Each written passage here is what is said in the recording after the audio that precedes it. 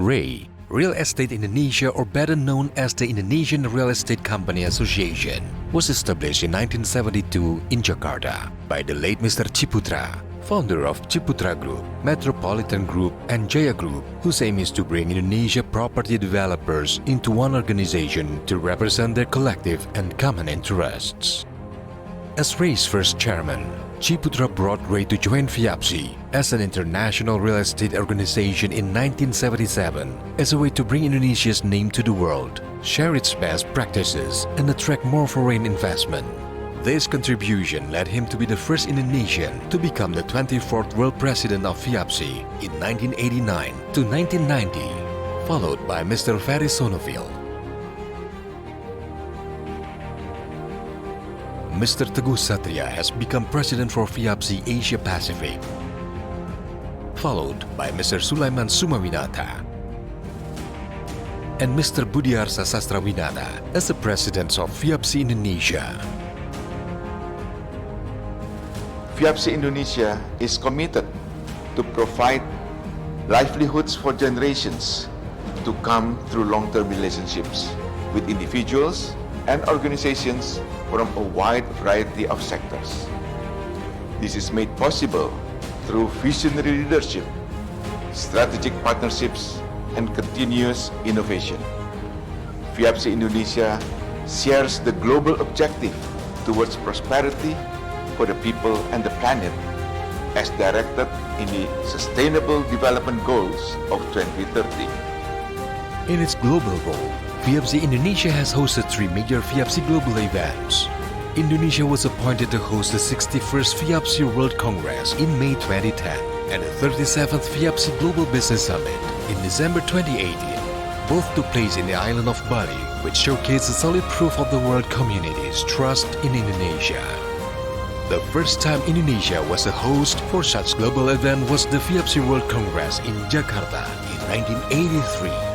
The 61st FIABCI World Congress in Bali, the 37th FIABCI Global Business Summit 2018 in Bali. On regional scale, Indonesia was also once the host for the APREC meeting. Another notable FIABCI activity is the annual FIABCI International Prix d'Excellence Award, where Indonesia has engraved series of achievements within FIABCI International Prix d'Excellence 15 international awarding categories. Complete list of achievements Indonesia has obtained as gold winner.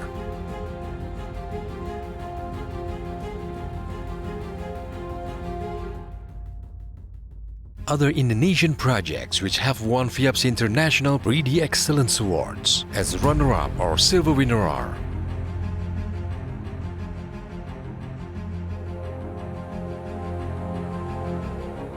Interesting to see is that out of total 28 awards Indonesia has obtained in the past decade consisting of 11 gold awards and 17 silver awards, 7 projects were actually developed by Ciputra Group, where Budiarsa Sastrawinata, the current FIABCI Indonesia president, leads as the managing director. FIABCI Indonesia stands out as an organization that possesses that mastery of the real estate matter to handle with assurance and competence all future challenges coming along the pathways of the economic growth and significantly contribute to the quality of the human well-being. We recognize the importance of poverty eradication and environmental preservation for a brighter future for all. We believe that with our partners and friends around the world, we can make a significant difference. On behalf of FIABCI Indonesia and our members across the archipelago, we look forward to working with you.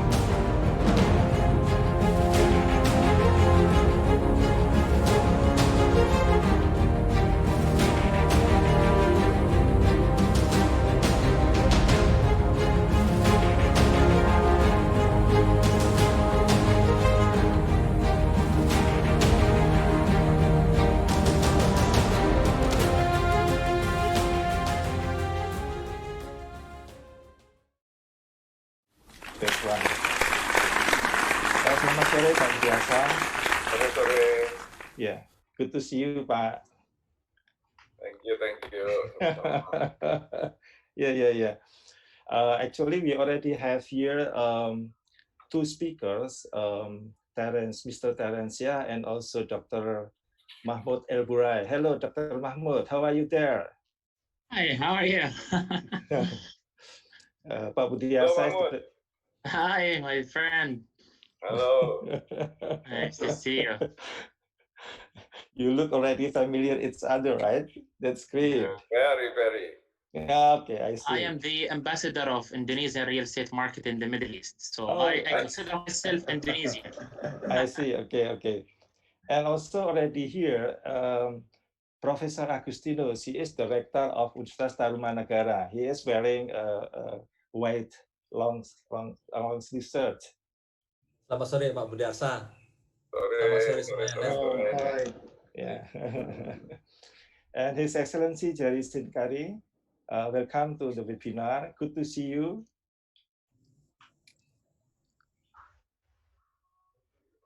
His Excellency Ambassador Jari Sinkari, Your Excellency, did you hear my voice? Can you hear me now? Yes, very clear, very Okay, clear. very good. I was muted, so I'm using a little bit different laptop compared to the one that I use normally. So but I'm very happy to see you. Thank you very much. Thank you very much. Yeah, actually, we have quite a lot of participants now, and they are coming not just from Indonesia, but they are also from overseas. So there may be some questions also from overseas, and we are very happy to take care of them. Okay. Yeah, and then I will address the questions to one of you. And if these questions go to all the speakers together, then I will also let you know. And then hopefully that you can address one by one. And in order to make this webinar more, comfortable, I would rather suggest you that the first speaker that I will give chance to speak is His Excellency Ambassador Jari Sinkari, and then followed by Dr. Mahmoud, and Mr. Terence will close the third speaker. Is that okay for you all? Okay, that sounds good. I think if we can start, because we also broadcast this on YouTube. So after this, if you can still want to see, you can just enjoy watching this on YouTube under the name FIABCI Indonesia. So you just type FIABCI Indonesia and you can get this connected webinar then. Oke, Pak Fendi, apa bisa mulai ya Pak Fendi ya?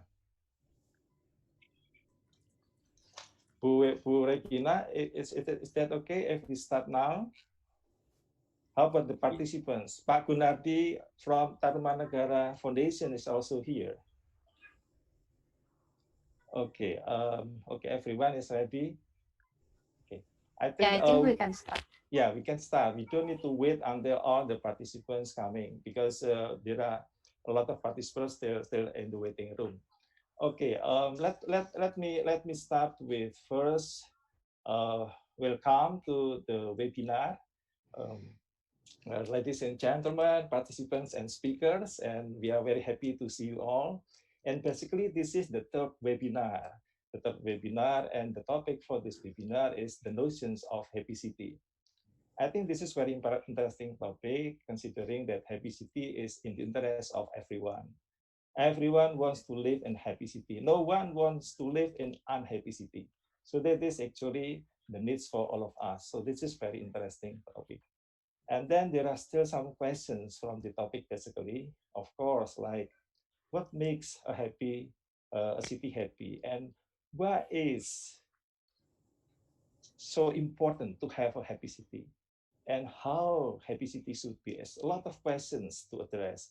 So that's why we are lucky today that we have three different speakers from different background, from different perspectives. So that's why we want to have their insightful suggestion, explanation, presentation. So at the end of the day, after the seminar, you can have a better understanding of the topic and questions.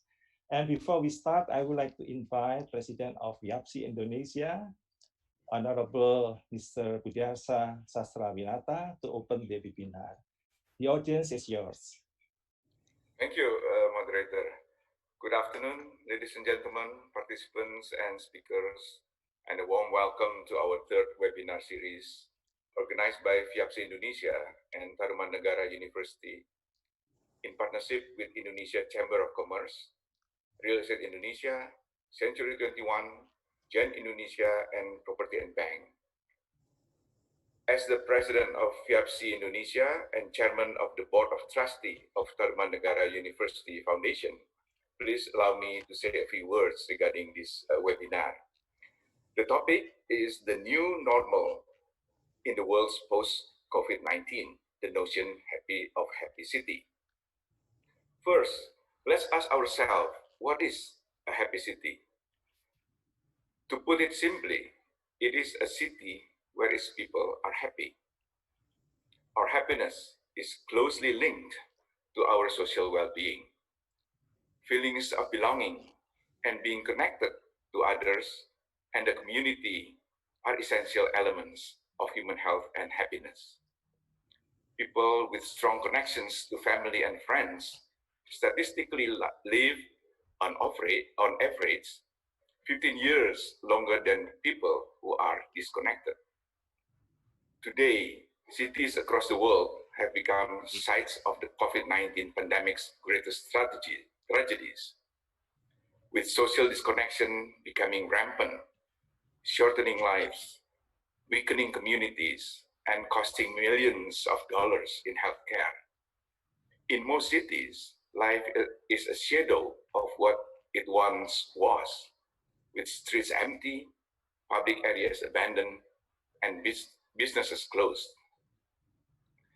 People have slipped into a fractured existence, their movements curtailed, and their social circles exponentially shrunk. From the financial capitals of the West to teeming megacities in the developing world, the crisis is exposing profound systemic problems and raising tough questions about whether cities will be ever able to return to what once were. Real estate plays an important role in this regeneration to a new normal. How can we, as real estate players, help maintain social connection in this disconnected world? This is a simple matter of building high-density apartment complexes and putting large group of people in close proximity to one another. Even before the pandemic, research shows that residents of apartments often report lower levels of trust and neighborliness than those in a small-scale housing. They are the most likely urbanites to report feeling lonely and crowded at the same time. Many cities were already dealing with challenges of growth and affordability before this pandemic. The COVID-19 tragedy has added another complicated layer of psychological impact to its communities. Now, as some countries begin to open up and enter the new normal, we see different approaches ranging from the harmless things shutting down streets to car traffic and expanding public outdoor seating, pedestrian and bicycle-only spaces, to the more sinister. Consider surveillance technologies and contact tracing. So, how can we help ensure cities regenerate to become metropolitan centers that are growing, safe, vibrant, affordable, and at the same time, happy? And to help answer these questions, let's now hear from our today's expert speakers. His Excellency Jari Sinkari, the Ambassador Extraordinary and Plenipotentiary of the Republic of Finland to Indonesia, East Timor, and ASEAN.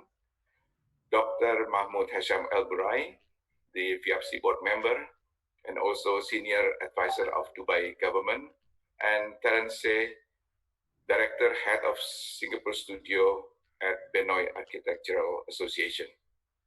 Thank you. Back to you, Mr. Moderator. Thank you so much, Honorable Bapak Budiarsa Sastrawanita. You make really inspiring speech, interesting speech. Thank you very much. Now it's time to invite our rector, Universitas Tarumanegara's rector, Prof. Agustinus. Prof. Agustinus, time is yours, please. Good afternoon, ladies and gentlemen. First of all, I would like to give my thanks to Pak Budiarsa, the President of FIABCI Indonesia, to the moderator, to all speakers, and to all participants. Thank you for inviting me to this webinar. This topic is very interesting and very relevant to be discussed at our current condition. We are undergoing to tough situation, but let's now forget that there still are opportunities for improvement and development in the future. With all the speakers, we will be able to learn useful knowledge that can be implemented in our business. Referring to Boston Consulting Group, this condition can be divided to 3 levels, namely latent, fight, and future. So let us undergo all the steps and prepare a brighter future so that after the pandemic has stopped, we may be able to create a new opportunities and for developing our business. Have good seminar, good luck, and thank you. Thank you, Prof. Agustinus, for the speech. And I think now we start the webinar. But before I invite our speakers to begin with their presentations, I would like to inform our speakers about the participants first, that now we have some 300 plus actually participants already registered. And they are coming from academics, so 44%, from professional 29%, consisting consultant, architect, and interior design, developer 8%, and other 19%. And they are coming from Indonesia and overseas. And before we start, I need to inform also to the participants that first is that if you may have questions, we're supposed to give your questions in the chat section. So you can post your questions, comments, or suggestions in the chat sections, and then we will read it for you to the speakers.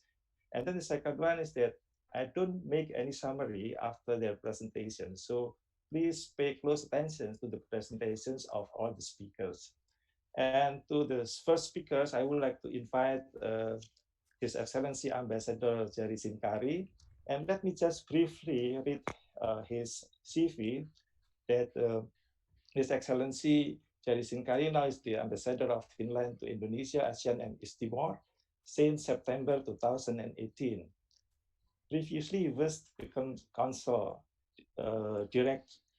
General of Finland to Hong Kong and Macau, and also he was the Deputy Director General at the Ministry of Foreign Affairs, and he received his Master of Science in Political History from University of Helsinki in Finland in 1994.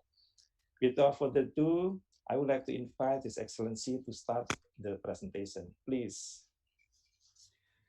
Thank you very much. It's such a pleasure to be in a group of so distinguished participants, and then I'm very happy to hear also about the number of participants. I now put my stopwatch on because ambassadors, they have a reputation of being too much using the time of the others. So what is the time slot that is it about 10 minutes? Okay, Ambassador Jerry Sinkari, Your Excellency, I supposed to let you know in advance, all speakers actually have 12 minutes for their presentation. So please kindly use the time wisely. Thank you. 5 minutes. Okay. No, 12 minutes. 12 minutes. Okay, good. 12 minutes. Yes. Okay. And I have some slides, but I think that it's better that I can send the slides later on. So a couple of words about this. I kind of understand why I was invited, because Finland has been selected or evaluated as the happiest nation in the world for the third time in a row among the 156 countries. And it's not only about the emotion and how the citizens are feeling about it.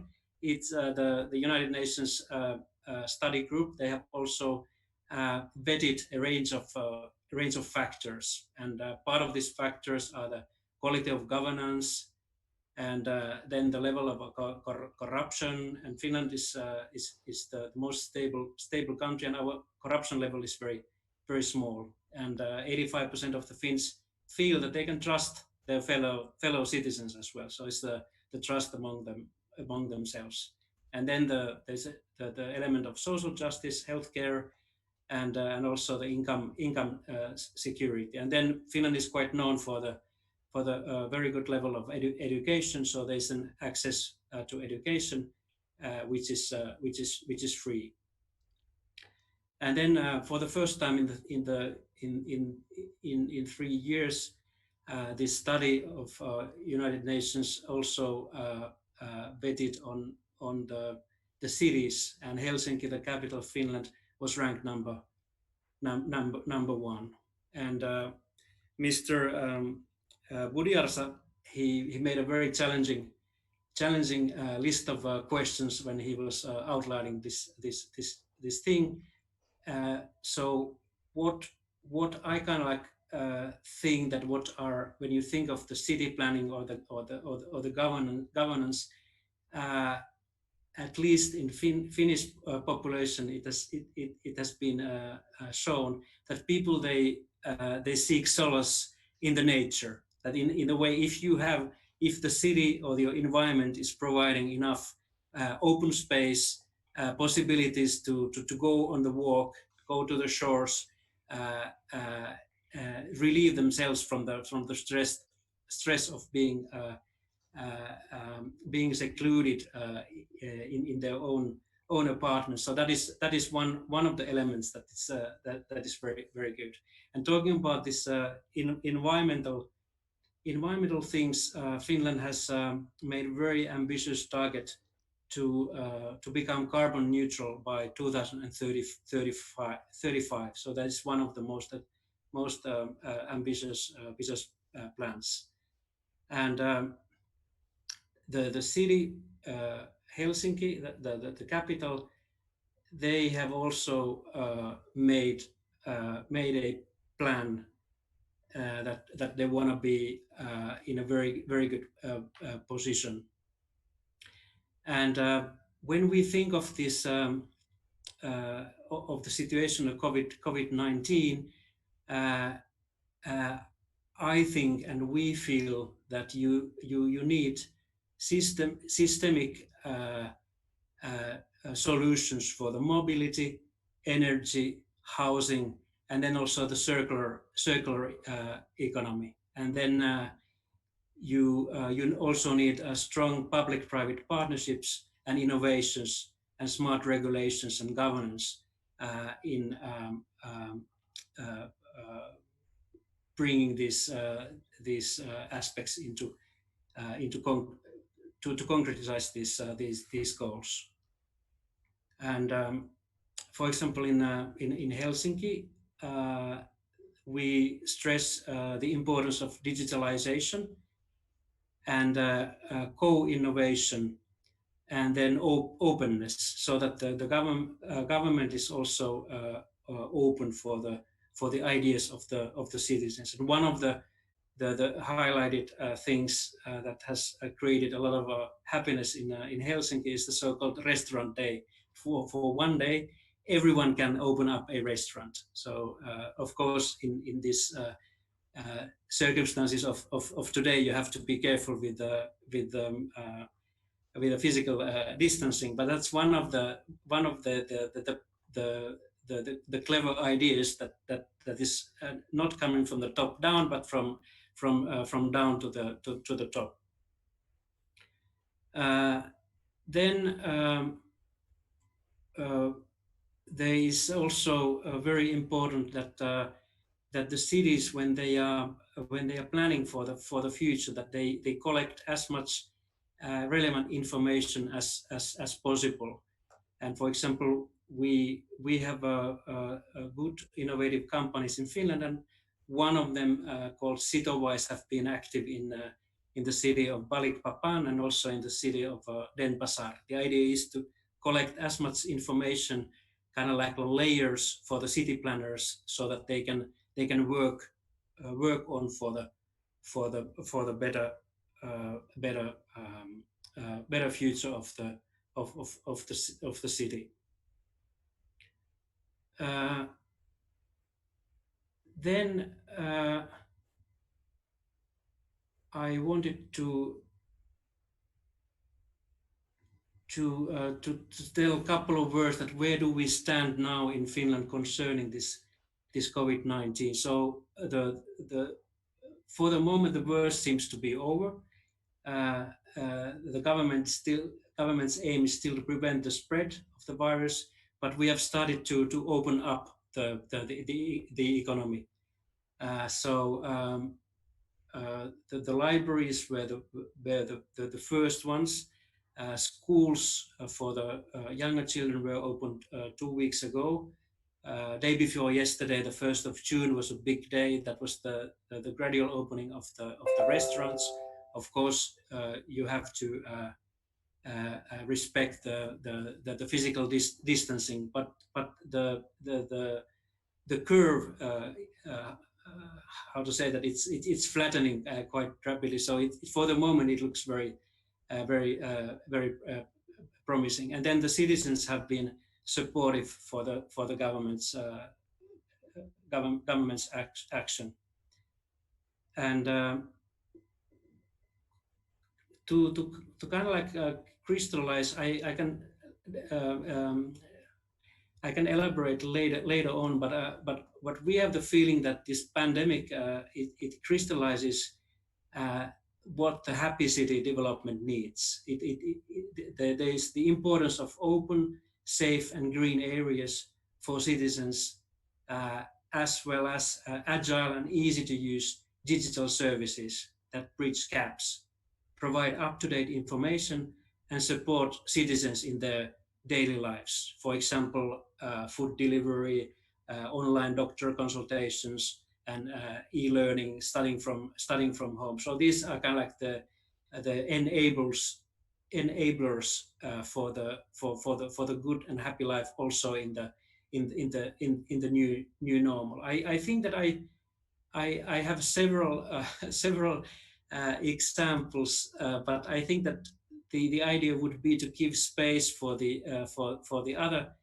other participants, panelists, for the moment, and then I will be happy to elaborate more on. So over and over for the moderator. Thank you. Thank you very much, His Excellency Ambassador Jerry Chinkari.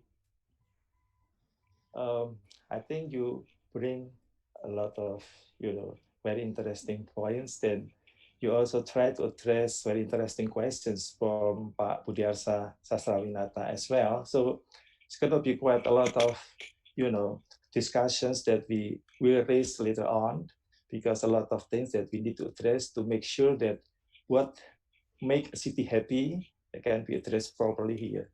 And I would rather go to the second speaker to save the time, because we only still have 1 hour to go. So I will invite Dr. Mahmoud El Burai to make a presentations. But before that, let me just read briefly his CV here, that he is currently a member of FIABCI and senior advisor to Dubai government. And he received his bachelor in engineering from American University of Dubai. And afterwards he obtained master's in real estate from the National University of Singapore and US. And he got his MBA from, again, American University, and DBA from Grenoble École de Management in France. So, Dr. Mahmoud, the audience is yours, please. Thank you so much. You forget the Masters in Cities from London School of Economics. No, I'm just kidding. All this was actually the most important degree I've got is the London School of Economics, and it actually made me rethink about a lot of things we've taken for granted when we talk about cities. So happy series post COVID-19. I promise you, it's going to be 12 minutes. I asked people within my network, what's the most worrying thing you have right now? And 40% said health, but the rest talked about job and financial positioning. So, as everyone said today, it's happy cities, happy people. So, how we make people happy? This is the essence of happiness. This is not something easy because happiness is something that is not sustainable. It goes, it comes. It depends on economic, social, environmental situations. COVID-19 is affecting us. There was a very interesting article in Foreign Policy magazine talks about the economic side of it, and the globe is going to become more of a China-centric. It's going to be less about profitability. But I think the most important thing is it's going to push us to rethink a lot of things we've taken for granted when we develop cities. You know, in today's world, we have more than 836 million people still living in poverty. This means $2.5 per day. 828 million people still living in slots. 65 million people forced from home. This actually was pre-COVID-19, but we're expecting actually an old report saying from 100 million to 500 million in new poor in urban areas and cities. And this is going to be a challenging thing when we talk about happiness. Home is important. We even in this crisis we say stay home, be safe, stay home. So it makes us now rethinking about how we develop homes. What a lot of people nowadays they want a bigger home, a spacious home. Balcony is becoming very important for people. So what's happiness at the end of the day? As Aristotle said, happiness is the meaning and purpose of life. So what gives life meaning and what gives life purpose? This is what we call happiness. I come from Dubai and we always talk about happiness. His Highness, the ruler of Dubai, wants us to be the happiest city on earth. This is part of our strategy. We want to be a city of happy, creative, and empowered people. So we've been investing a lot in happiness. But we're still square one. Especially nowadays when we talk about crisis, it's time for us to show our leadership. In time of crisis, we have two choices, either panic or calm, and we've chosen to be calm. We reopened our economy today 100% with an protection, with social distancing, with thinking about the future. It's not about the strongest or the most intelligent will survive. It's the most responsive to change. And we've seen a lot of changes and we've seen a lot of indication that we need to change. Tomorrow belongs to those who are ready. You should be ready even before crisis. You should have business continuity plans. You should have resilience plans. We think that with the crisis coming and with COVID-19, real estate will become more affordable, which is, you know, there's always a correlation between affordability and happiness. Not only affordability of real estate, affordability of living in general, but real estate is the most expensive thing.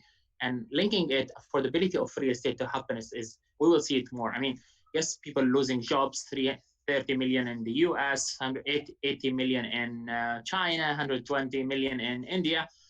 You're talking about 250 million people losing jobs in 3 countries. So yes, there are a lot of a lot of pressure on purchasing power.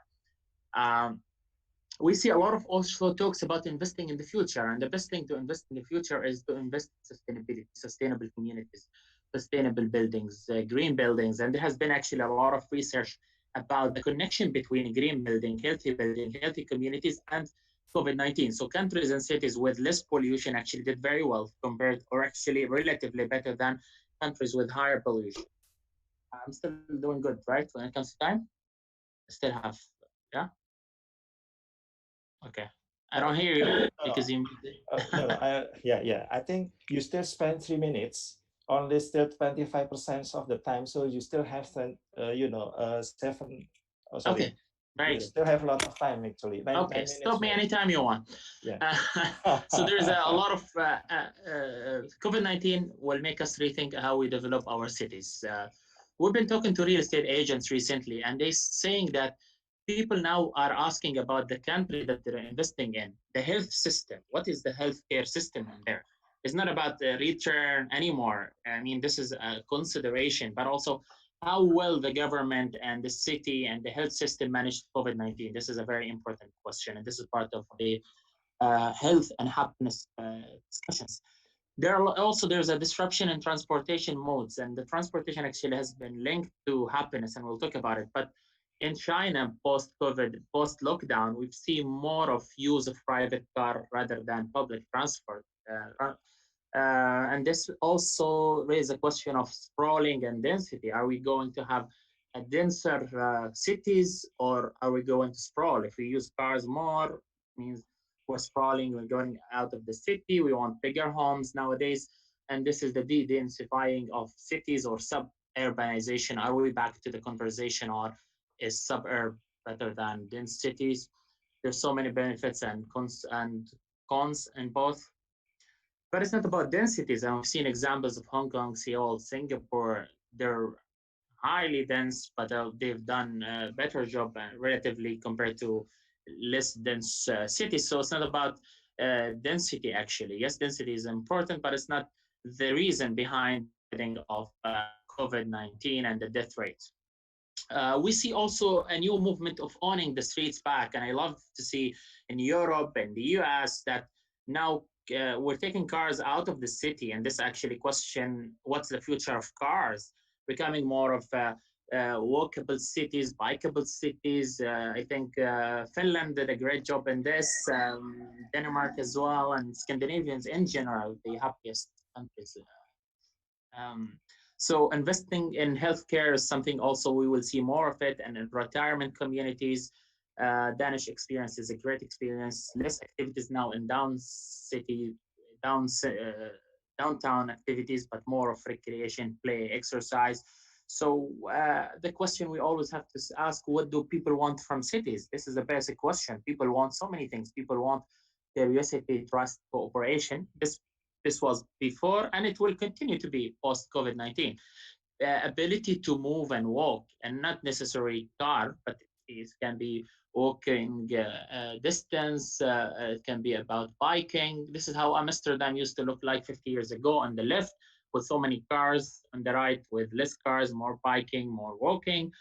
And this is the space we will save if we build our cities. And now this is an opportunity, and I've seen a lot of European cities permanently now decided to give the streets back to people, to walking, to biking, and this will make our cities healthier and make our cities more sustainable. There's a lot of research also on happiness and transportation modes. So it looks like biking makes you the happiest, followed by cars, and then ending up with public transport. So biking is definitely a source of happiness. Bogota is a great example, did a great job in happiness. This is the leadership of the mayor there. And now they're actually investing more and more in tracks for biking and tracks for walking. So what are we missing? We're missing better social life. And we will continue to miss, especially nowadays with social distancing, everyone, you know, we are really missing the old social life, and we would love to see more of it. Trusting cities or happier cities. So I'm sharing with you a lot of research, and I know that I haven't given it enough time, but I'm ready to take a question: building cities for people, building healthy cities, green, and invest in green parks. Also, equality. This is very important to reduce the inequality in income and quality of life. And nowadays, with COVID-19, a lot of people losing jobs, we will see a widening gap of inequality. And this is something we really need to take into considerations. There's a good book says why nations fail, and nations fail when they build institutions that are exclusive rather than inclusive. So we need to build inclusivity, and we need to answer these questions.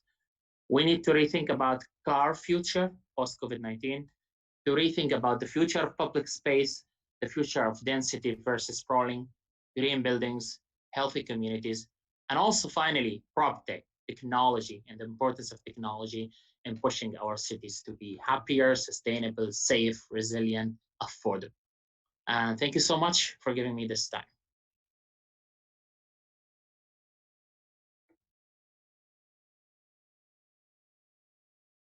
I can't hear you. It's muted.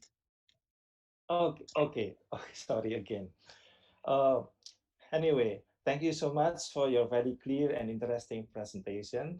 And for sure, there may be a lot of questions afterwards from not just from this Zoom meeting, but also from YouTube, because we broadcast this webinar also on YouTube.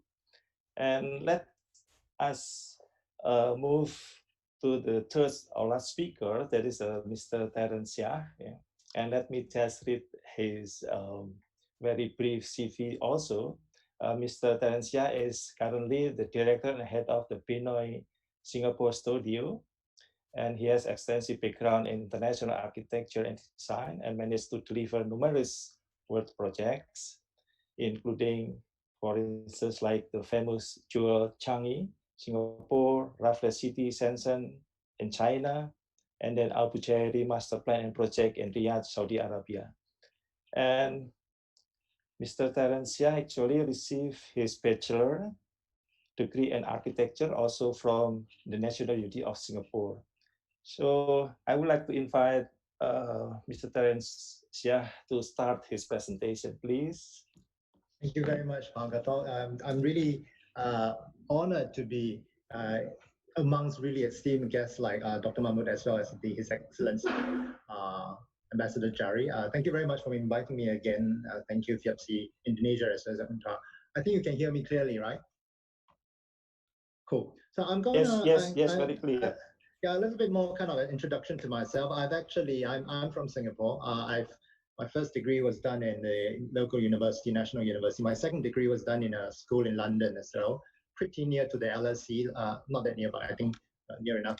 It's called the Architectural Association. So I've also lived in London for many years. Then I lived in China in 3 of the major cities. Then now I'm in Singapore. I might move again, heaven knows. I pretty much love looking at different culture. Just a little bit more explanation. I've also been to Scandinavian countries. I think as a young architect, I think the 3 years of one of the firms, we visited all the Scandinavian major cities, Stockholm, Helsinki, and Denmark. I think I went to each one of them nearly twice.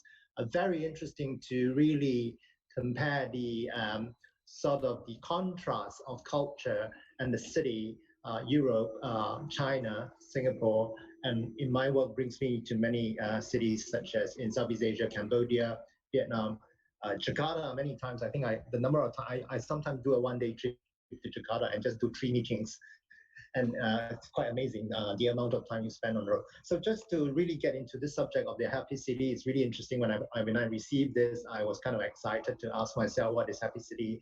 And like what His Excellency said, I looked a little bit about the World Happiness Report and the kind of UN General Assembly kind of definition of that. Very interesting. Talks a little bit about the basis of happiness being, having a certain degree of economic sort of positioning or balance. So the GDP counts, but also more importantly is just to look at the holistic development of cities. Cities are actually the most kind of incredible human invention. Ever since we came together as a social pact, we tend to be able to leverage the togetherness to create far more than us living in smaller quantities or in a smaller grouping. So, but I think it's also to understand that the city has a function.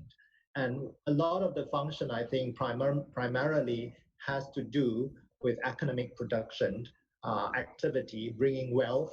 But having said that, I think the 21st century is very interesting insofar as we've gone through 4 versions of industrial revolution. This is the 4th one.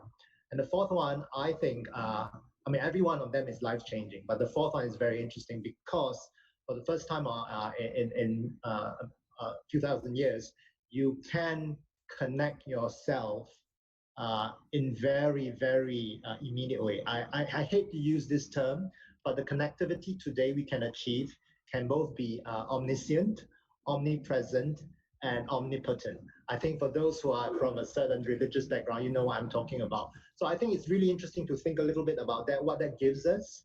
Gives us immense power, immense possibilities, but also immense responsibility. So that's the thing I want to talk in terms of the technology portion and how this is going to really look at the way we view our life moving forward. The second thing I want to reflect a little bit is a personal experience, because I think COVID is very interesting as a learning reflection for myself.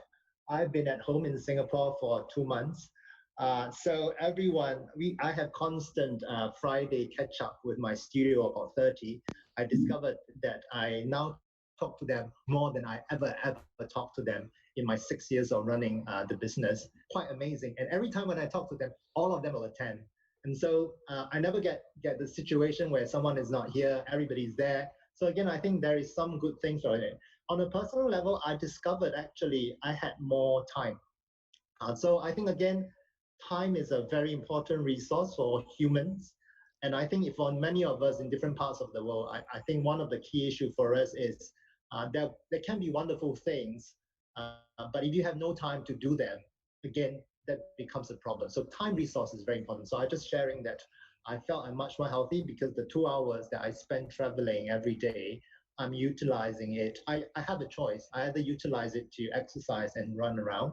So again, that also brought through the point from His Excellence that, being able to connect to nature actually gave me a lot of energy. I think if I were to be stuck in a little home without access to the outdoors, I think I would have gone mad. So I think again, this will make us rethink a little bit with regards to our relationship between indoors and outdoors. And I think particularly in Southeast Asia, there is a sort of I can understand it because I'm from Singapore. There is sort of a addiction to aircon cities because they're so comfortable that we seem to feel that that's the normal situation. The one thing I like about COVID is that it makes us relook at our relationship between indoor spaces and outdoor. So I think that's also a good thing.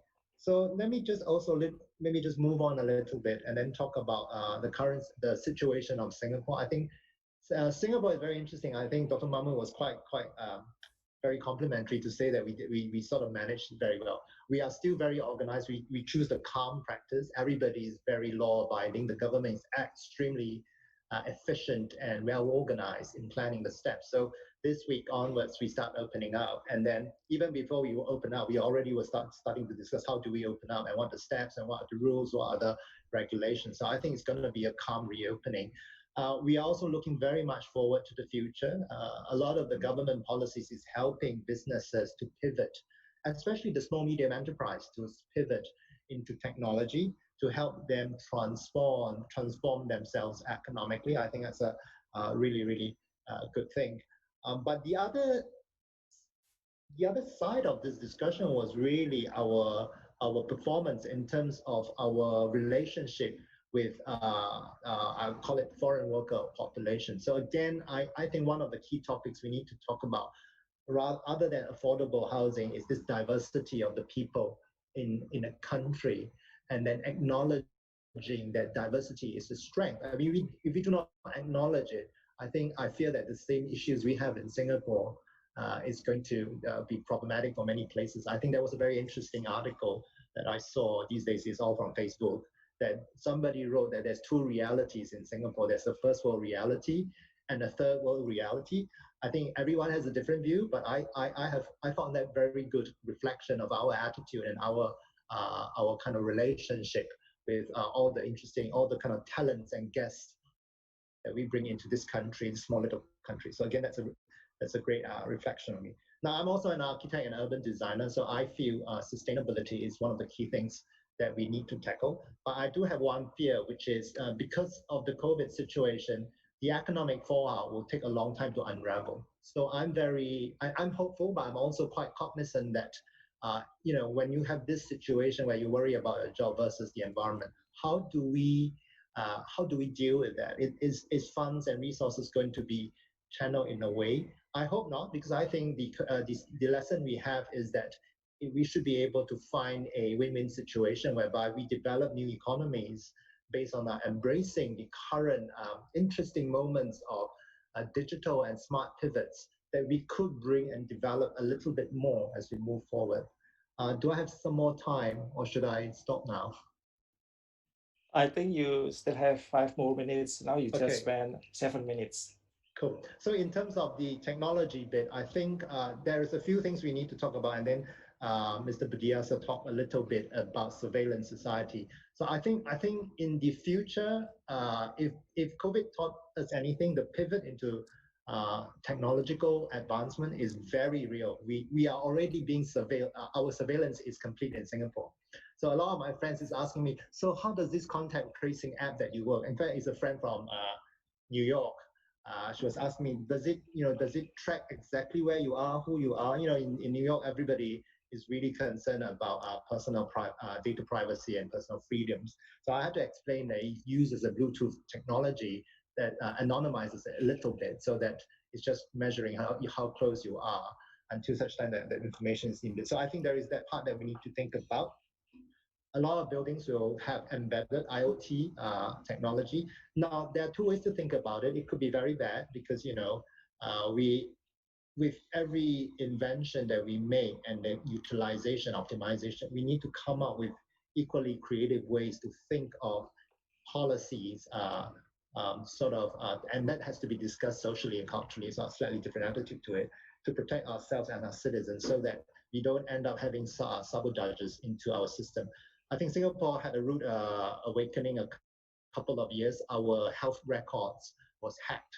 And I think there was quite a number, I don't know, I can't remember the figure, but it was substantial figures of personal information being compromised. And again, that's because we are very well connected, and we took a step to do that. But I think it sort of made us also realize that there is always two sides to technology. There is the good part, there is the bad part.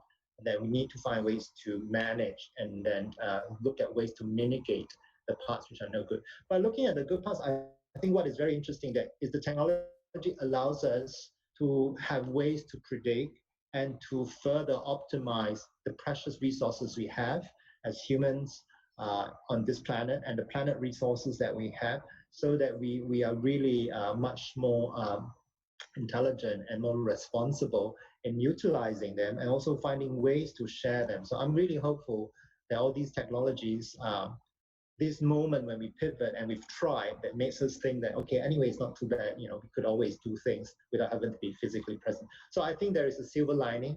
When we come out of this, the question we need to ask is, what is the balance that we're going to try to hit? And then how do we move on from there? I'm quite optimistic. I think it would be good to have some discussion about some of the key issues the other panels have mentioned. I think mobility is a great topic to talk about in Southeast Asia, whether we are stuck in traffic for 2 hours. And by the way, I have ever been stuck in traffic for 3 hours in Jakarta from Alam Sutra to Menteng. I think I regretted not listening to the developers' advice that you should just shop in Menteng. Sorry, you should just shop in Alam Sutra and have a dinner there and don't go to Menteng. So I was in the taxi for 3 hours. But I have to say, I really enjoy always talking to Indonesians. They're very patient, not like Singaporeans. When we are so convenient, we couldn't, 3 hours of wait was very stressful. I'd like to end that off, and then maybe we could talk a little bit more in terms of taking questions. Thank you very much. Okay, thank you very much, Mr. Terence. And of course, now it's time to be very, very important for us to listen to your opinions, to some questions. And I received several questions actually, and the organizing committee basically supplied me with these questions. And I was thinking, basically, these questions already, discussed previously by His Excellency Jari Sinkari and also Dr. Mahmoud. But you may need to a bit elaborate further about these questions, because we understand that now we are facing quite different situations because of the COVID-19. There is a change of the landscape, the standard of life, and change of almost everything. So this is the questions. What are the future challenges for Happy City, and particularly in the new normal, from the government perspective? That is, I suppose this questions goes to His Excellency Ambassador Jari Sinkari, and from the city planners and urban planners, and also design consultant. I think you can address these questions started from His Excellency. Your Excellency, please.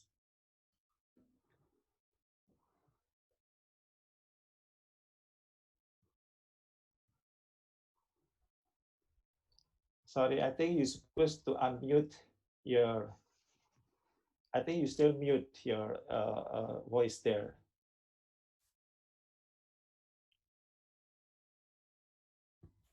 Oh, Yes. all right. So okay. thank you for advising me. Yeah.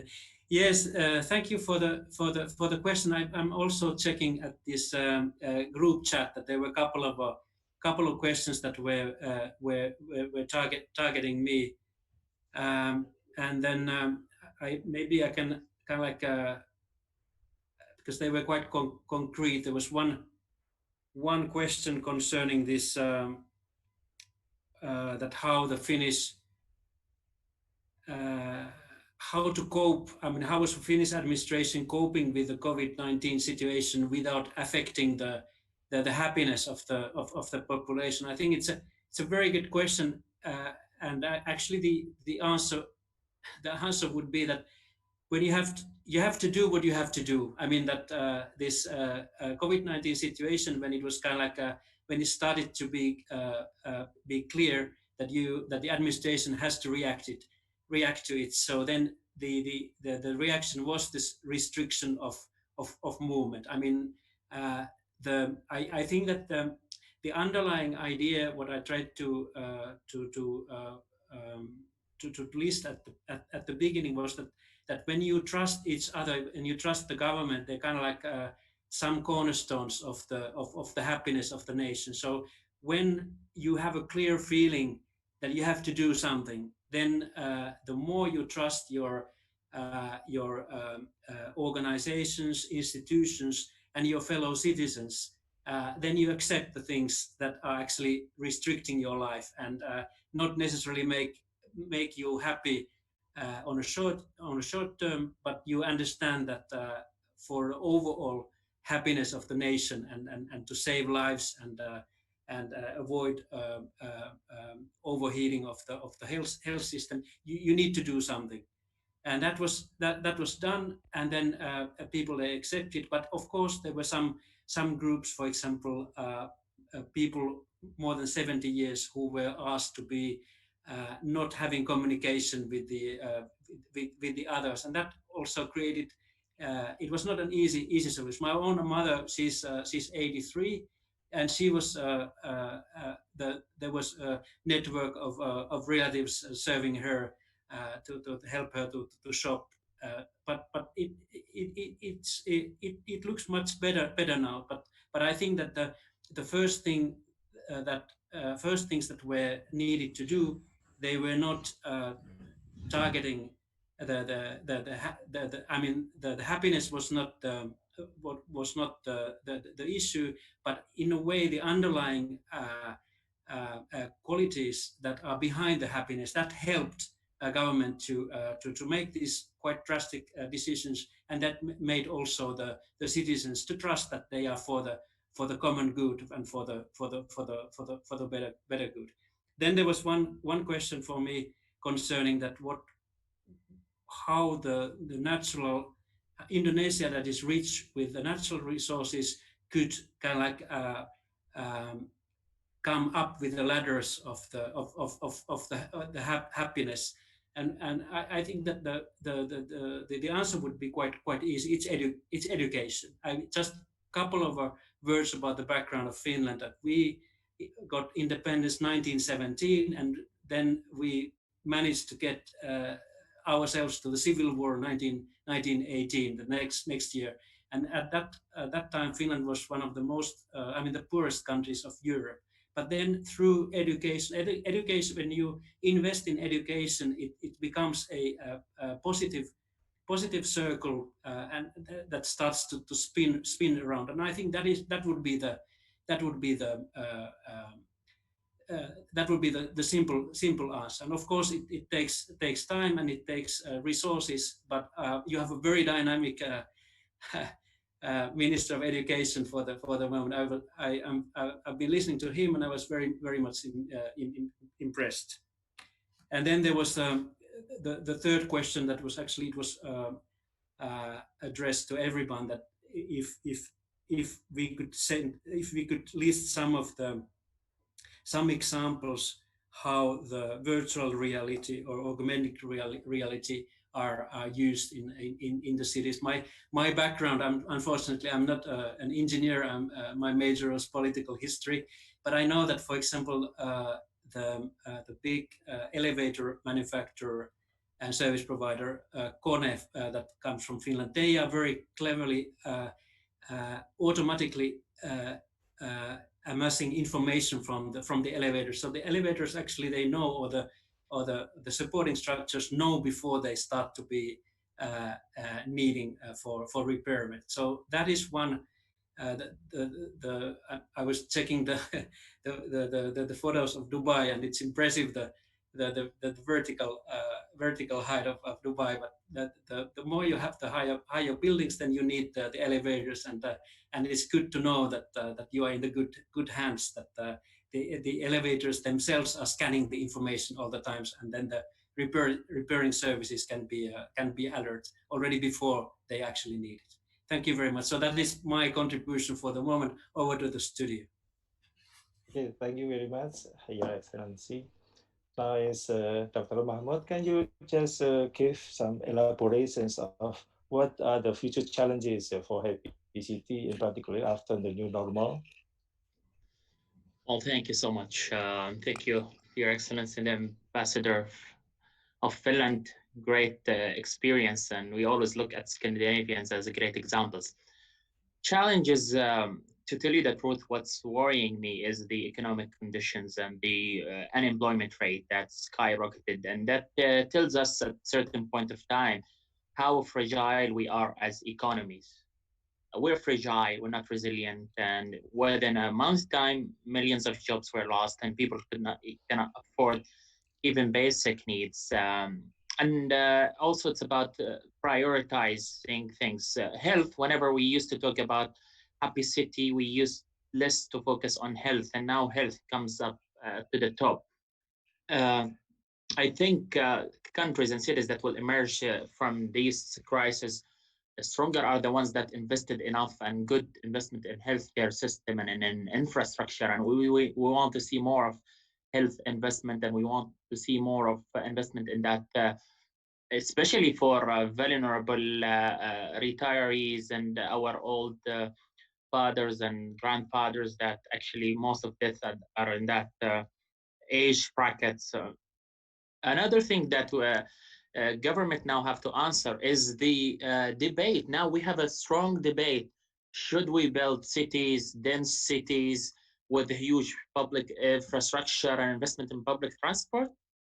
Or we should allow the city to grow horizontally, spread out, sprawl, less investment in public transport because people now trust. I mean, trust is the missing thing. People trust less the transport system, trust less the government. So if you look at the trust of people in governments and private sector is the lowest in the history. It's the lowest in the history, which means that to rebuild this trust that should be a lot of investment in gaining people's trust. I guess the winner of this debate will be definitely we need cities and definitely density is important.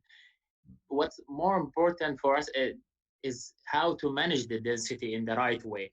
How also, when we talk about mobility, it's not only public transport, but also enabling people to use other modes like walking, biking, and different types of transport modes. So economic disaster or economic recession, as IMF said, this is the greatest lockdown.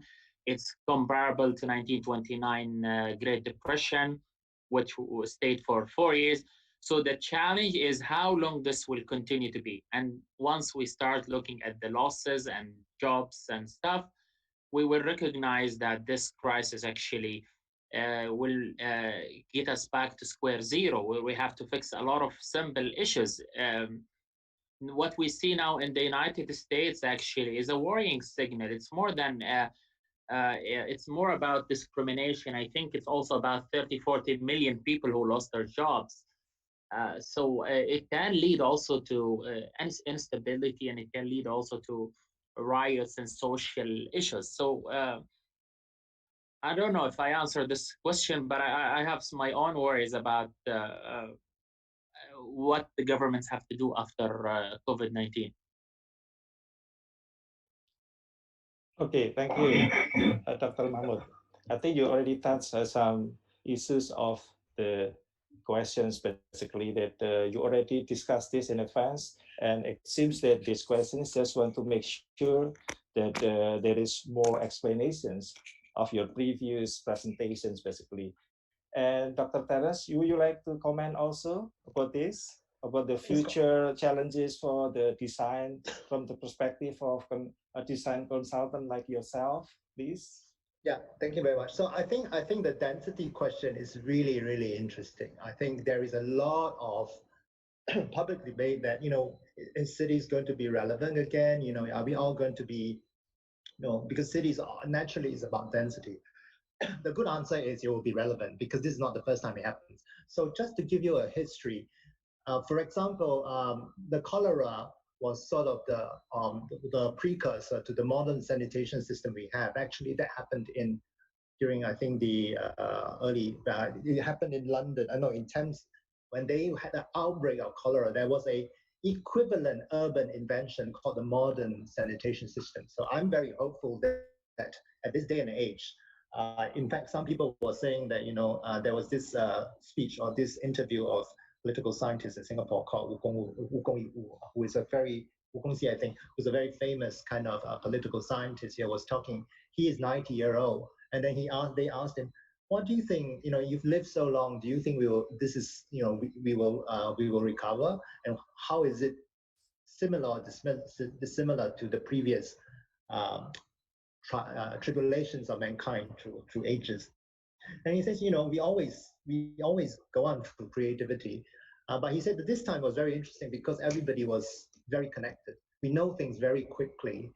And in fact, he felt that this is the thing that actually then let us all manage it better. So I think this sharing of information is really important, but there are some sense of it, sort of this kind of relationship about sharing which is slightly worrying for me, because I think the pandemic is actually a global thing. And unfortunately, whether people like it or not, we do have to talk far more and share the lessons we learn from each other. So again, this session is really good, hearing experiences from Dubai, as well as from His Excellency. From my profession perspective, I think what's very interesting is the redistribution of how we understand space. So I had another webinar where we talked about we are all in the kind of building construction industry, urban design and all this stuff. So all my clients will ask me, so what's going to happen to offices? What's going to happen to retail? What's happened to housing? What's happened to the urban spaces? I think there will not be any less density, but there will be a redistribution of density and the way we understand spatial use. When we look at the markets in Singapore, at least, it was very clear that there are resilient markets. So manufacturing is still doing very well. In fact, manufacturing as well as inventory. So since we now work from home, we're never going to use the office. But that's also not true. Everybody can. For those countries that depend to business, you need that space. But that will probably be balanced off by most white-collar workers being able to utilize some of the work from home, increase mobility option, increase options to walk and use other forms of mobility that people are talking about. And that's also helping the environment because you don't have to drive so much. So I think that there is a tendency to think that it's going to go bad, but I think it will even itself out, but we will need to find ways to adjust. And then from a design perspective, I think a lot of the design strategies should be about retrofitting and about reusing, because resources is going to be scarce. So I think that most developers anyway is already very careful in starting on new projects. In fact, a lot of them are sort of holding back and just observing a little bit how it moves. So I think that's really where I think the situation in, and some of my concerns in terms of the kind of challenges ahead.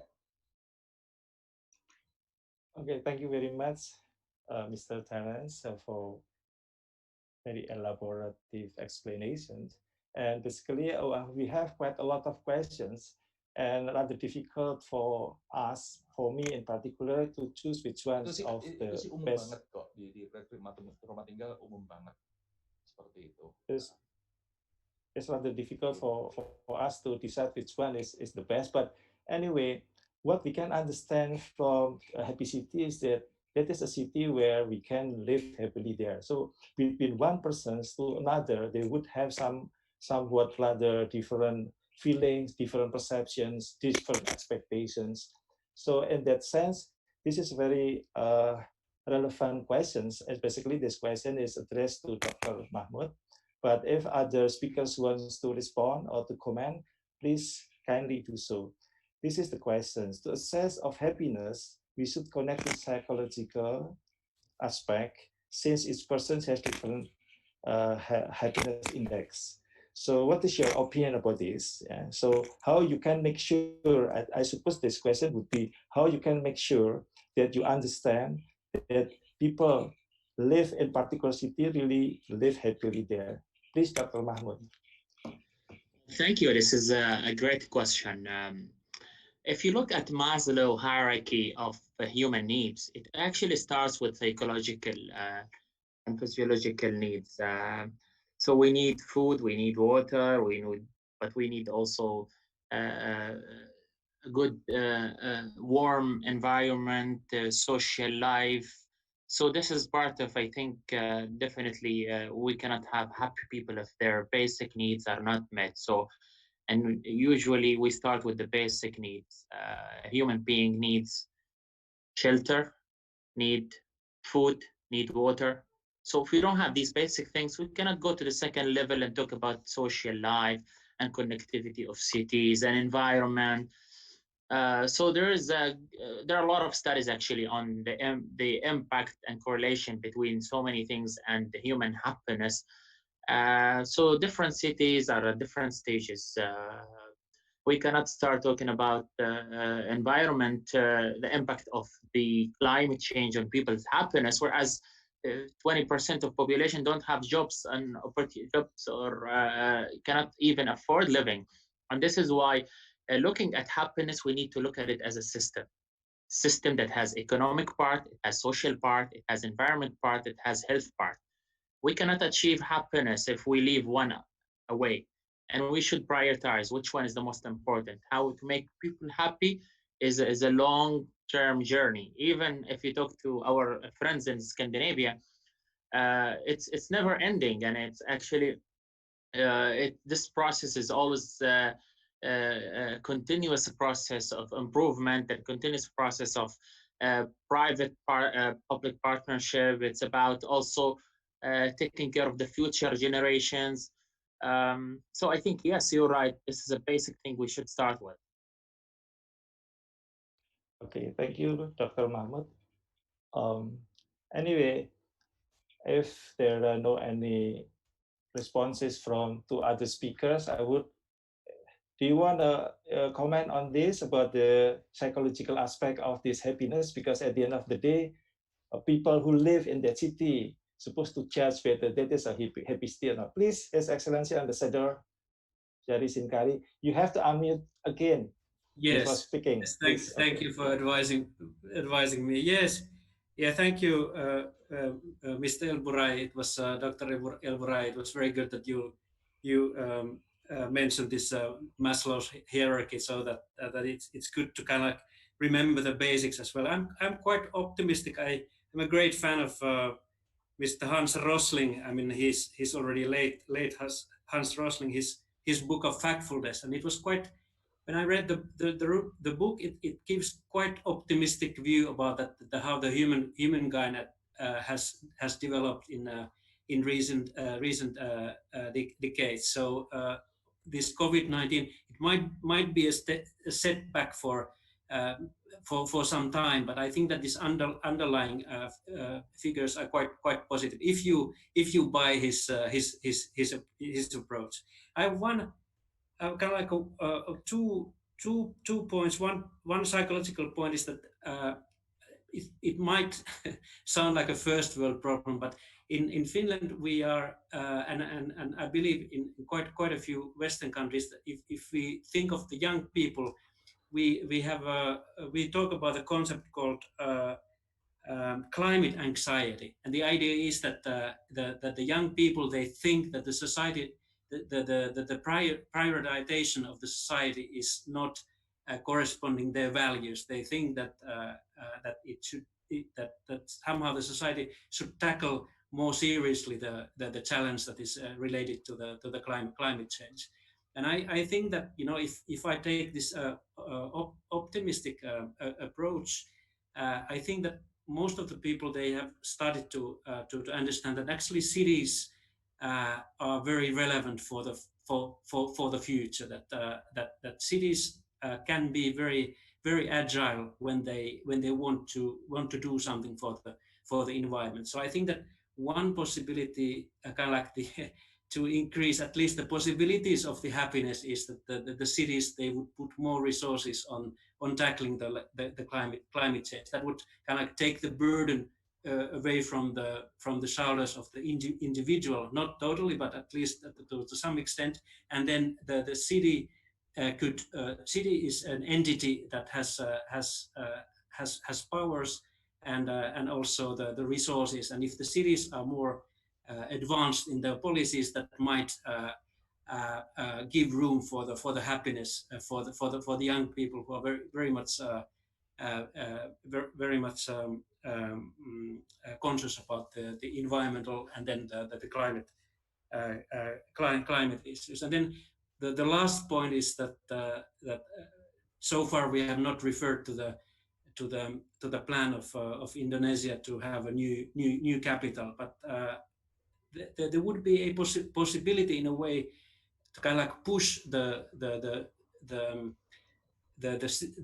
cities. It would be kind of like possible to use it as a positive playground of the best practices for example the Indonesian cities that start from the scratch, apply the best technology, the best know-how, and then make it so that it would be possible to emulate in Indonesia, probably in the Southeast Asia. And of course, I will be very happy that that there will be more links with Finnish know-how in developing that. But I know our country is not the only one who is interested. There's a lot of interest in that. But I think that may be a good possibility for Indonesia if you and if we played right. Thank you. Over to the studio. Okay, thank you very much, Your Excellency.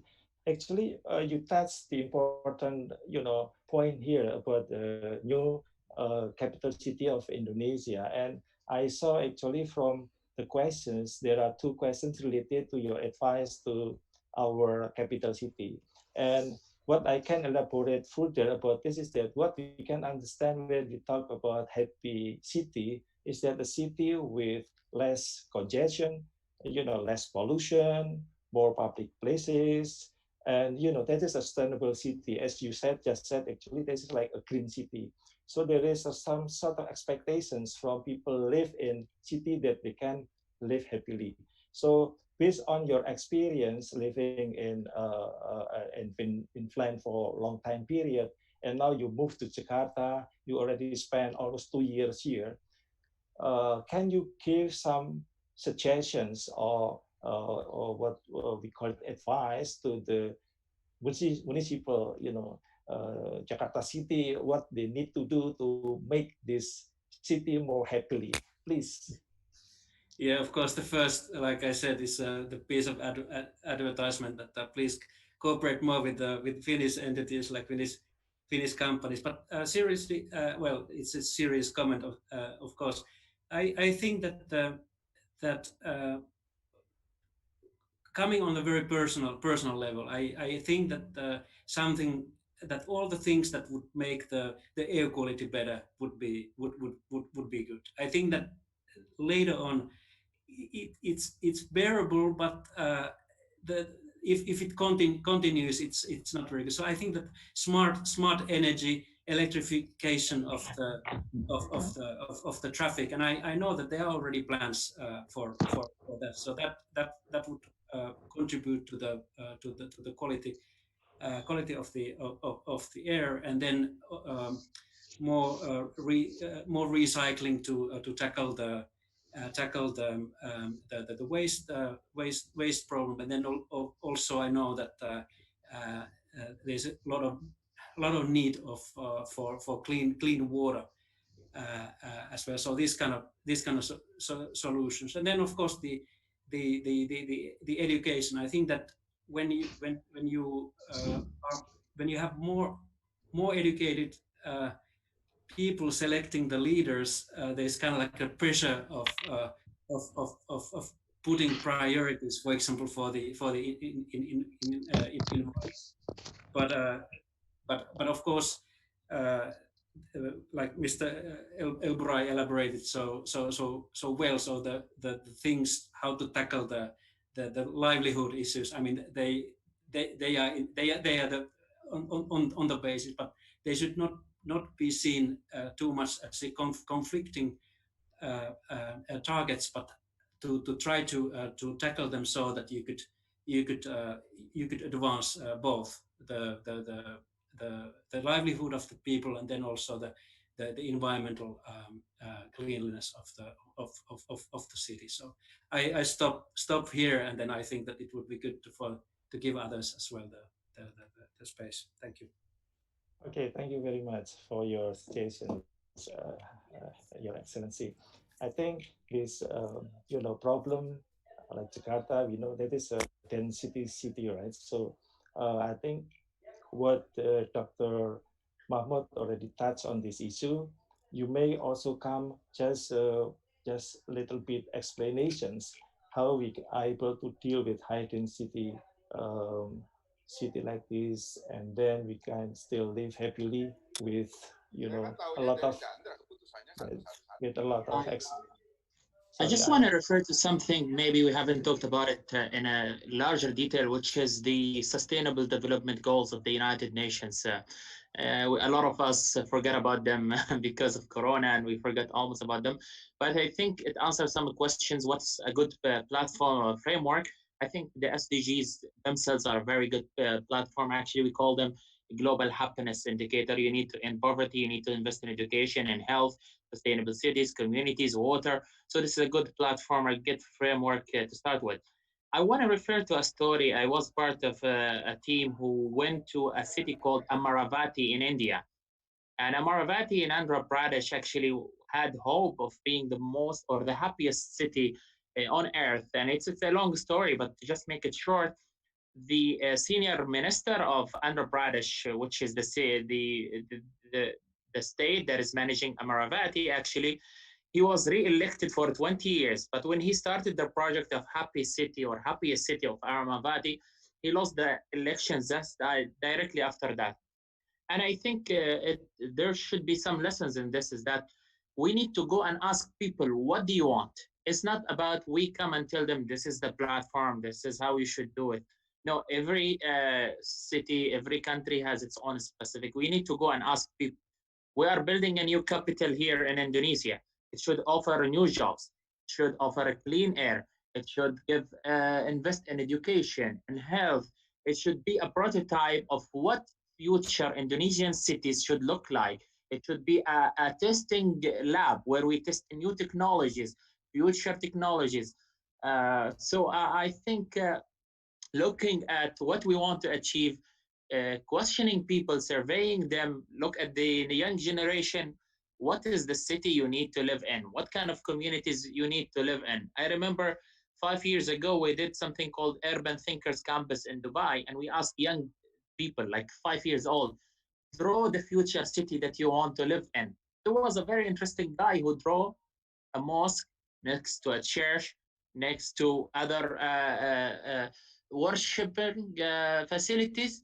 And he said, I want a tolerant city where all the religions, different people living together. So we need to go, even in Scandinavia now, we have kids who are advocating for a climate change. We are very proud to have them. So let's go and ask people what they want to have. Thank you very much, Dr. Ram. It sounds like you are really a good marketer because you go to the consumers first, what they need, and then you build, right? That is a very good point, basically. Anyway, I think we still have some 10 minutes to go. And this is quite interesting question because it relates to the technology. And I'm not really sure whether this particular question goes to particular speaker, but if you want a response to this, I think it's going to be good because it seems to me that these questions are very relevant to the current conditions.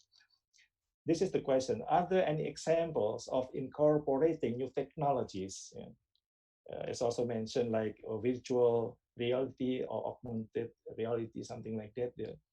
And the city development, yeah, and your experience in in Finland or in Dubai or in Singapore, So it can create a city that can, make people live more happily there. Please, I think I'm supposed to start with the Excellency Jari Sinkari. Please, the floor is yours.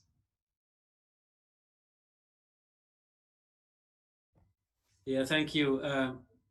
So I mentioned already earlier that my background is political history and not the engineering sciences. I tried to take this example of elevators because that is the one that I know that it's kind of like the more linked to the Internet of Things, that you have this different kind of sensors that are collecting information, and then the more information you collect, you can anticipate the patterns, and then the one concrete example of that is the elevator. That the elevator can tell to the repair people that okay, this and that part probably needs fixing in the next couple of days or couple of weeks, and then the idea is that it makes the environment safer. The augmented reality in at the use of the people. I know that there was one application in Finland that created a lot of interest. It was actually um, a tool for the blind people, that you could put information from the city uh, uh, city structure, and then add the layers of the street map, the buildings, the street lights, and then the traffic. So that actually your white stick was communicating with the environment. So that was a very concrete application. Thank you. Maybe I can just add a little bit. There's a few programs in the, well, not programs, so to speak, or computer programs, but there are a few universities try to do this. So one of them is MIT. They have something called Cityscope. So if you look at Cityscope, it's basically a intelligence simulation program. Depending on what data you feed it. So the few things you need to do is get your data sources. So the data sources could be from a few data possibilities. One of the most popular is your handphone, depending on the handphone penetration. Then you could measure movement, traffic movement. You could measure a lot of things. It's called data deluge. It's not so much the data, which is the intelligence. It's what you do with the data. How do you model it?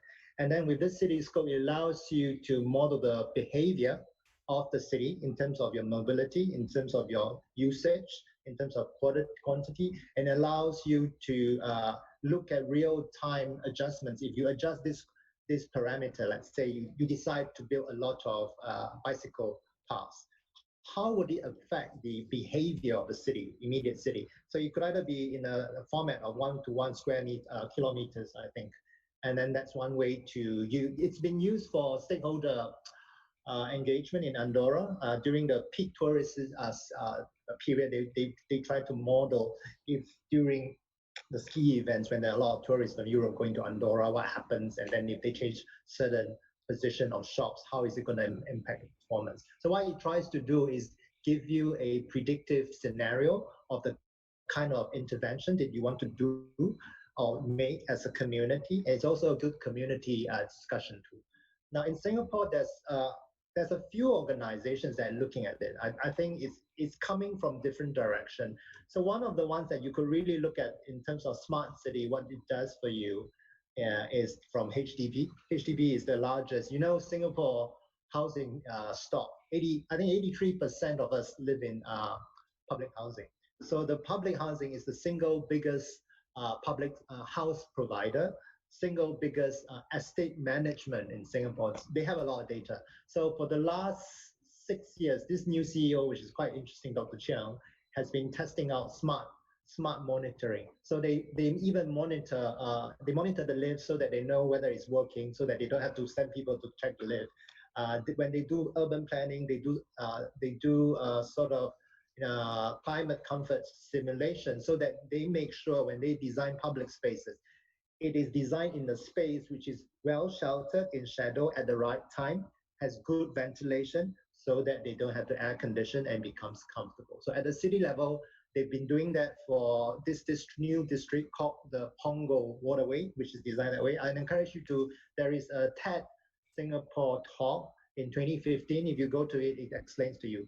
Now, the last one I'd like to talk about is the building construction industry. So it has been tying up with the real estate industry in Singapore, and using a voluntary scheme whereby a lot of the private owners of buildings give and publish and share information about energy performance of their building.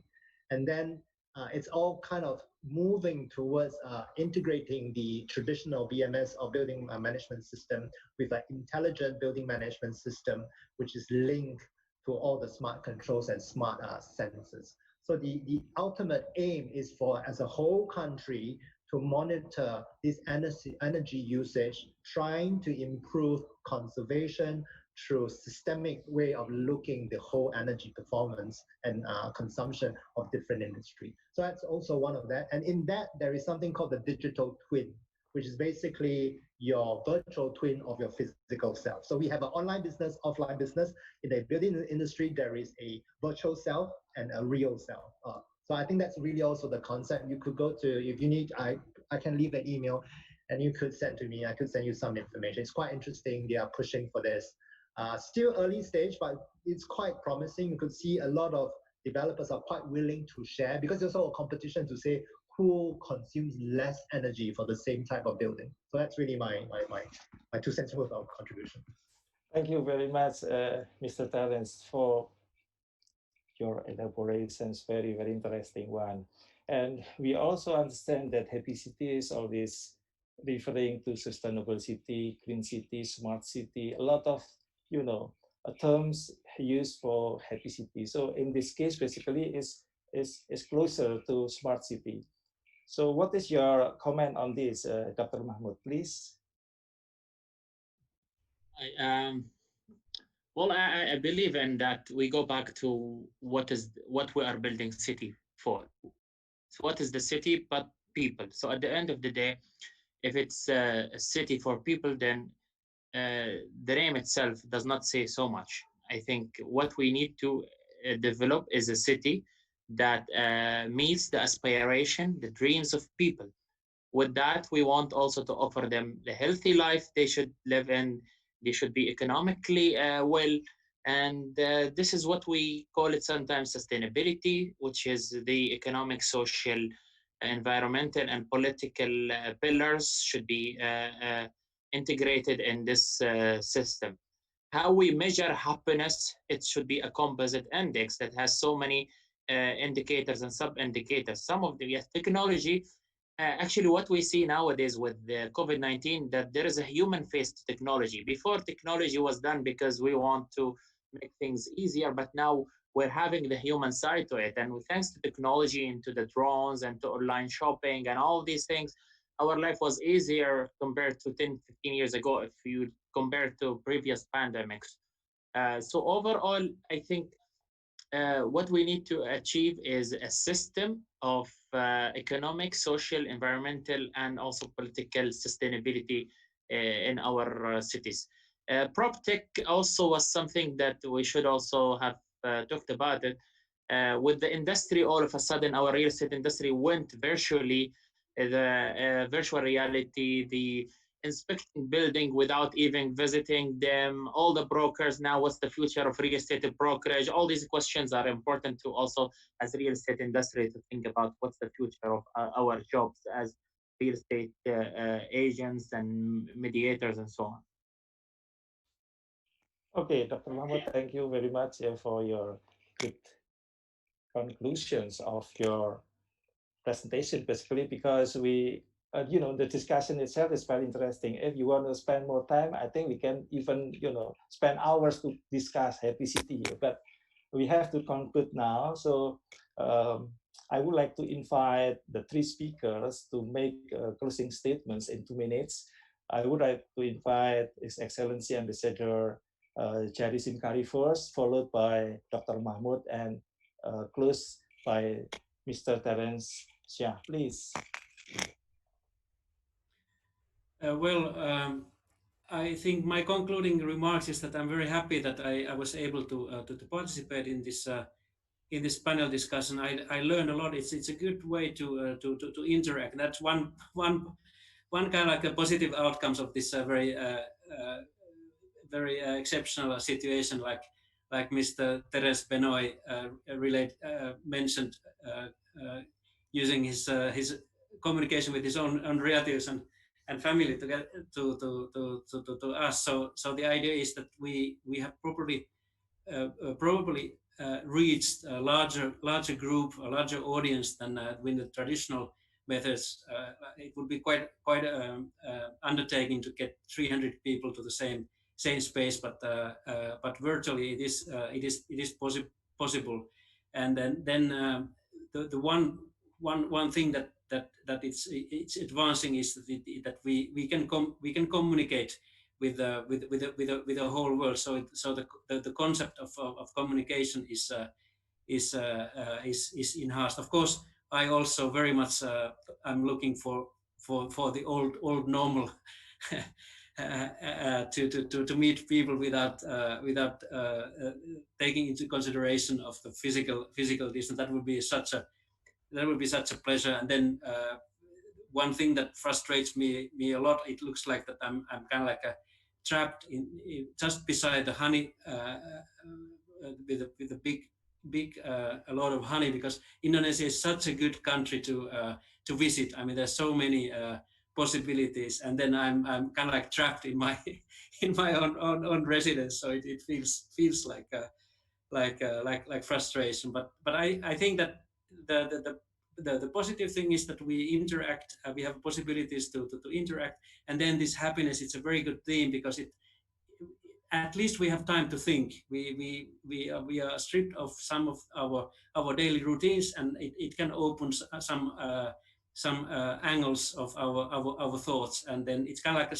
makes us stop, confront us with the new realities and the old realities, and then what we really want to do. And I think that this city planning and then the happiness, it's a very good topic, and I'm pretty sure that we're gonna hear about that theme a lot in the future. Thank you very much for this opportunity. Okay, Dr. Mahmoud, please. Thank you so much. I want to say happiness is a mindset. It starts with us, starts with reflecting. It is the best time for us to reflect on our journeys as individuals, as cities, as countries, as real estate industry, as cities. So much rethinking has to be done. Our health is the most important thing that we should invest in. Our families, our social connection. We came to a conclusion that without our families and friends, we are equal to zero. So it's the time to invest in our life, social life, and our health. And I want to say that I love Indonesia so much. I just recently cooked nasi goreng, so I'm in love with Indonesia. I cooked it myself. When I was in Singapore, I tried the Indonesian food, amazing. You're a great nation. You're a huge superpower. We look at you as I mean, there are a lot of economic opportunities for you with now the trade war between China and the U.S. and a lot of companies want to relocate to give them the quality of life. People want the quality of life. People want to see investment. People want to see transparency. People want to see the right laws and regulation and governance. God bless you. God bless you all. Thank you so much for having me. Thank you so much, Dr. Mahmoud. Really, thank you. I have to tell you, I've actually been to Dubai the most in all the Middle East country, and it's really interesting looking at when I'm in Dubai, I feel very much like in Singapore, I have to say. So I also want to thank the Excellency. I think I want to just close by saying, and this is a very personal reflection. Of course, when we talk about happiness, I agree with both of you that the Maslow kind of hierarchy of needs has to be met. But to me, during this session, what I discovered daily that I really feel that the happy things, if you peel back everything, the happy things of life should be free. So to me, living in this part of the world, I think when I have clean air to breathe, I'm very happy, especially when sometimes I don't have. And that's also the same when I'm in China. When you have a situation when you cannot see beyond 50 meters, you suddenly remember actually clean air, blue skies are great. Second thing is being able to be near nature. It's also wonderful. It just changes me psychologically. Having clean drinking water. You all know Singapore has not enough water. Every time when our neighbor has some issues with us, we worry about our water. So having free, clean water is very important. And then really one important thing is having the time to enjoy them and then to pause and look at them and really appreciate it. I think these three things I can quite safely say anybody in Africa or even in the favelas and in Rio would appreciate these three things because those are the basics that nobody has. But I think every now and then we should appreciate that. And then finally is two things. One thing is people. Somebody talk about psychological context of happiness. Let's not forget that we don't exist alone. We are a species. Our happiness, even though we feel it individually, to a large extent, is determined by the people around us.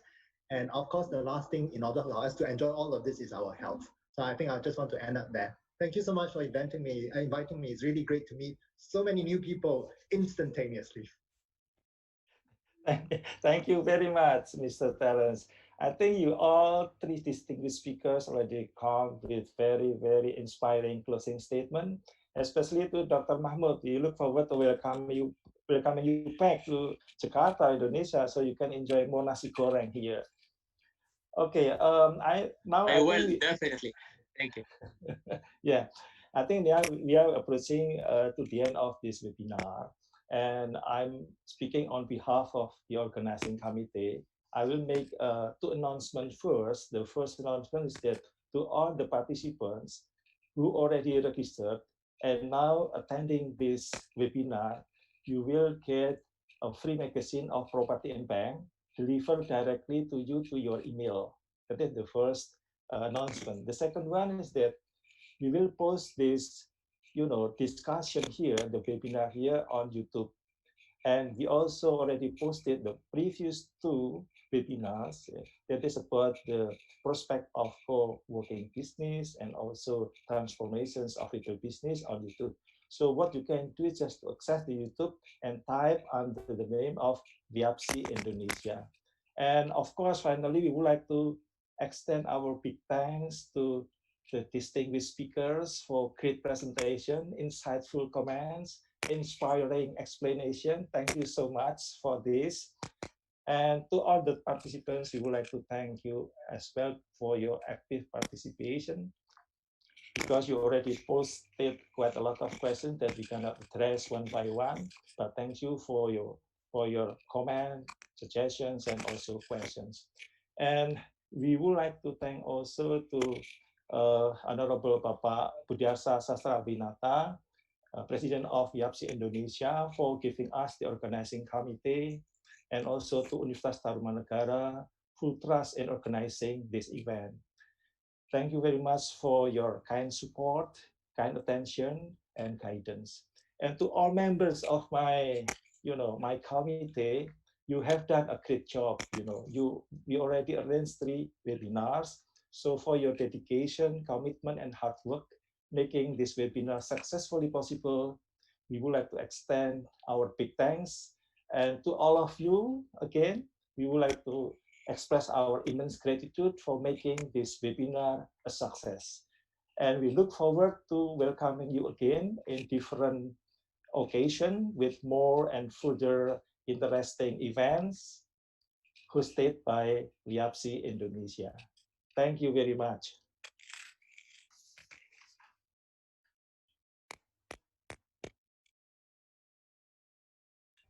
Yeah, bye for now. Thank you. Thank you. Thank you, Pak. Yeah, thank you. Thank you. Bye. Bye, Terence. Thank you. Bye. Thank you. See you in Singapore. Yeah, I'll see you maybe in Jakarta. Thank you so much, His Excellency. Pak Budiarsa, thank you so much, Pak Budiarsa. Yeah. Thanks, Pak Gatot. Yeah. Your trust means a lot to all of us, the organizing committee. Thank you.